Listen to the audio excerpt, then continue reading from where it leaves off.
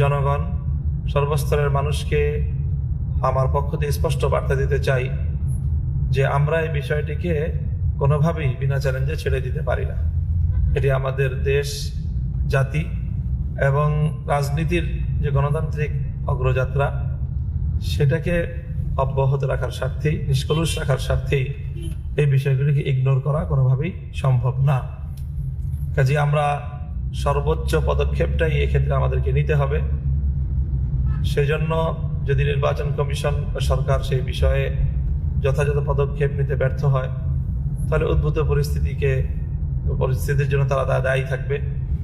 সেই জন্য আমি আমার সকল শুভানুধ্যায়ী কর্মী সমর্থক সকলের প্রতি আহ্বান জানাবো যে আপনারা নিজেদেরকে প্রস্তুত রাখুন। যে কোনো পরিস্থিতি আসবে, প্রয়োজনে যদি আমাদেরকে কোনো কঠোর পদক্ষেপের দিকে যেতে হয়, ইনশাল্লাহ আমরা সেই কঠোর পদক্ষেপ নিতেও কুণ্ঠিত হব না। এটা আমাদের প্রত্যয়, এটাই আমাদের মনোভাব।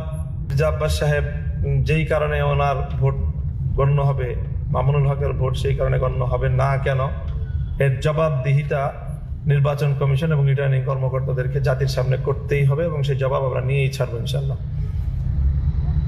সেজন্য আমাদেরকে যদি ওনারা কঠোর হতে বাধ্য করেন, তাহলে আমাদের পক্ষে তো কঠোর হওয়া ছাড়া কোনো উপায় নেই। আমরা চাই না দেশের মধ্যে কোনো ধরনের এই মুহূর্তে কোনো অস্থিতিশীলতা অথবা কোনো ধরনের উত্তেজনা সৃষ্টি হোক। এই জন্য আমরা গতকালকে তাৎক্ষণিক বলেছি, আজও বলছি, এবং আমরা লিখিত সকল প্রমাণাদি সহ তাদের কাছে বিষয়গুলো সাবমিট করব। এরপর তার মধ্যে অন্যতম একটি আসন ছিল আমার ঢাকা 13-186 নম্বর আসন, যেটি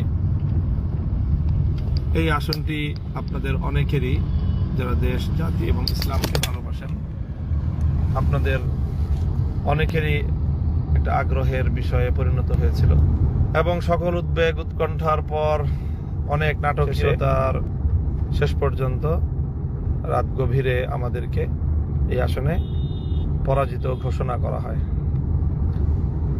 আমরা বর্তমান এই রাজনীতিতে এই নির্বাচনকে কেন্দ্র করে আমরা একটা নীতিগত অবস্থান গ্রহণ করেছি।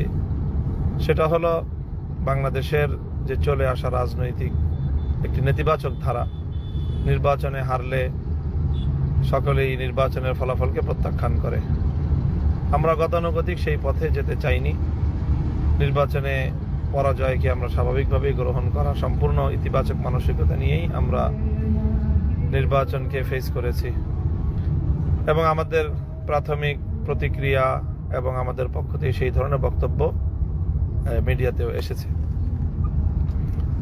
সময় যত গড়াচ্ছে, আমাদের কাছে এই নির্বাচনের ভয়াবহ কিছু চিত্র উঠে আসছে, যার কারণে আমরা দেশের স্বার্থে এবং দেশের নির্বাচনী গণতান্ত্রিক পরিবেশকে রক্ষা করার স্বার্থে, দেশের মানুষ যে ভোটাধিকার প্রয়োগ করার জন্য দীর্ঘ প্রতীক্ষায় ছিল, মানুষের যে আবেগ এবং উচ্ছ্বাস, তাদের মতামতের ভিত্তিতে তাদের জনপ্রতিনিধি নিযুক্ত হবে, সেই আবেগের প্রতি যে চরমভাবে যে বৃদ্ধাঙ্গুলি প্রদর্শন করা হলো, জনগণকে নিয়ে যে তামাশাটা করা হলো অনেক জায়গাতেই, আমরা সেটার বিষয়ে কিছু তথ্য এবং কিছু বক্তব্য না তুলে ধরে আর পারছি না।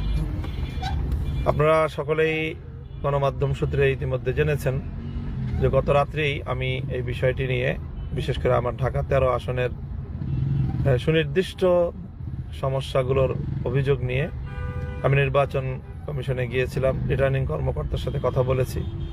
রিটার্নিং কর্মকর্তা আমাকে নির্বাচন যেই কমিশন, নির্বাচন কমিশনের সিনিয়র সচিবের সাথে কথা বলতে বলেন। আমি তার রেফারেন্সে নির্বাচন কমিশন সচিবের সাথে কথা বলি, কিন্তু নির্বাচন কমিশন সচিব এই ব্যাপারে তার কোনো এখতিয়ার নাই মর্মে ব্যক্ত করেন। কাজেই এখন সার কথা দাঁড়ায় যে দায় দায়িত্ব কেউই নিচ্ছে না, নির্বাচন কমিশনও নিচ্ছে না এবং রিটার্নিং কর্মকর্তাও নিচ্ছে না। প্রশ্ন হলো, তাহলে আমাদের জনগণের ভোটাধিকারের কি হবে? মানুষের ভোটাধিকার নিয়ে যে এত আন্দোলন, এত সংগ্রাম, এত লড়াই, এত যুদ্ধ, তো তার কি হলো, তার কি হবে?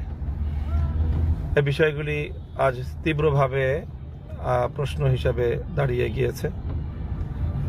কাজেই এই বিষয়টি আমরা যতটা সহজেই এটাকে আমরা উপেক্ষা করতে চেয়েছিলাম, পরিস্থিতির বাস্তবতা আমাদেরকে সেভাবে উপেক্ষা করতে দিচ্ছে না।